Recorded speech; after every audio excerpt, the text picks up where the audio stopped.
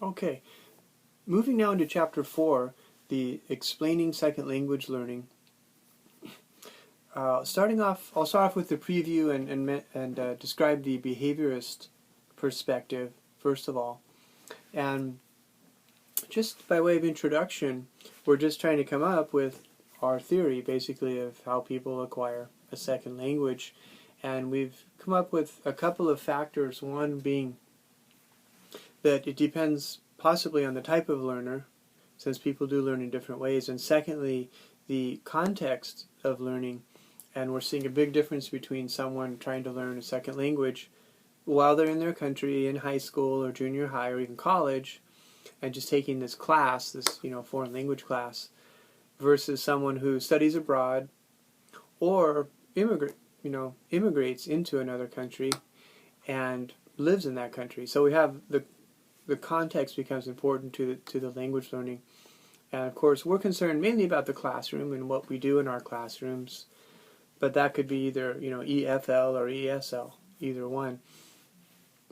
And so we're comparing the behaviorist with the innatist and describing the behaviorist as this way of learning now, not the first language, because it can also describe how we learn our first language, but now focusing on the second language, that the behaviorist has the same idea where they're repeating things, practicing them, and get a lot of reinforcement for a lot of feedback, just kind of step by step learning something, kind of like how you'd learn anything, versus the innatist, which emphasizes this idea of just basically putting someone in an environment, a communicative environment, meaningful environment, and just picking up the language that's around them.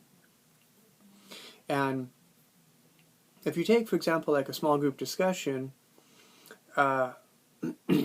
this would be a situation where there's very natural communication going on and really good practice, but a student, more of a traditional student, could be frustrated by thinking, I'm in this small group and I have to use this language, but I need more vocabulary. I need more grammar instruction.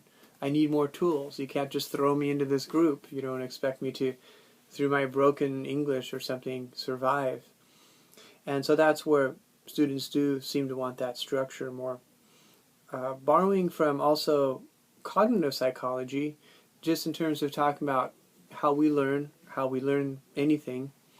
And we'll see later that the cognitive psychologists don't really require the language acquisition device. They don't require that natural language ability. They think of language learning as just you understand things around you, you remember them, you categorize them into your brain so that you can call on them when you need them, and you just recreate kind of language, what you've learned.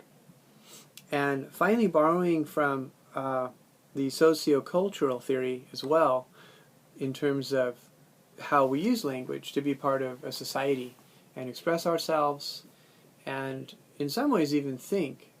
The questions come up like, can we think without language?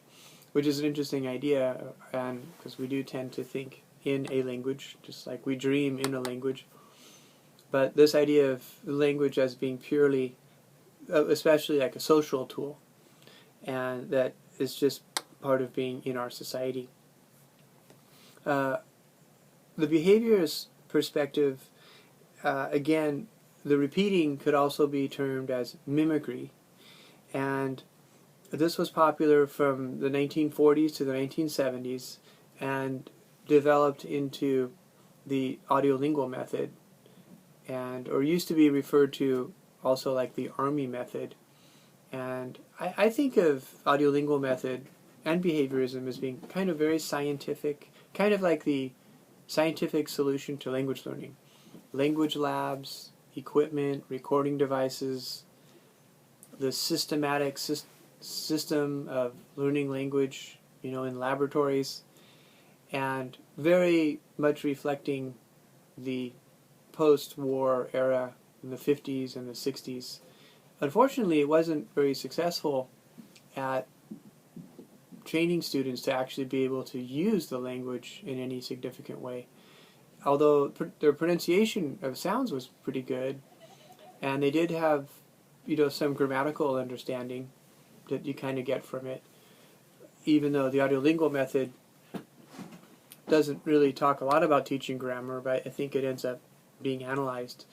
But it just ended up, as we've said before, kind of working on dialogues. The good thing about dialogues, at least it's spoken language, at least it's conversational language, as opposed to just reading literature. And that's another advantage. But definitely is considered as failing. And a lot of the sentence patterns, where you change one part of the sentence, like you change the noun from singular to plural, or instead of saying, red, you'll say blue, or instead of saying, it's just like changing one element of the sentence. It's just like a pattern practice, basically. And the failure of that.